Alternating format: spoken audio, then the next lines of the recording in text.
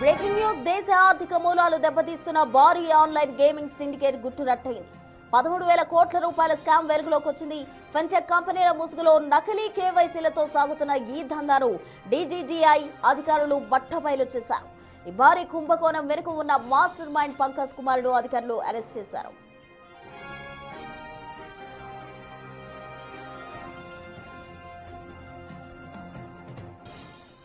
Pankaj Kumar అట్సమ్ advisory service పేరుతో నకిలీ digital KYC verification చేస్తూ మాఫియాకు సహకరిస్తున్నాడు. వందల కొద్ది డొల్ల కంపెనీలు సృష్టించి వాటి ద్వారా వేల కోట్ల రూపాయలు విదేశాలకు మళ్లించినట్టు అధికారులు గుర్తించారు. ఆర్బీఐ నియంత్రణతో ఉన్న బ్యాంకింగ్ వ్యవస్థను, యూపీఐ ఇంటిగ్రేషన్స్ ను అడ్డం పెట్టుకుని ఈ అక్రమాలకు పాల్పడ్డాడు.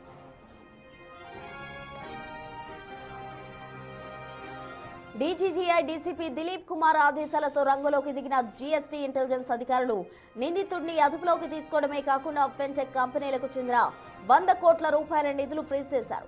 కాగా 2025 లెక్కల ప్రకారం భారత్ లో ఆన్లైన్ గేమింగ్ మార్కెట్ విలువ ఏకంగా 2 లక్షల కోట్లకు చేరింది. ఇదే అదురుగా అక్రమ సిండికేట్లు నకిలీ వెబ్సైట్ల ద్వారా యువతను దోచుకుంటున్నాయి.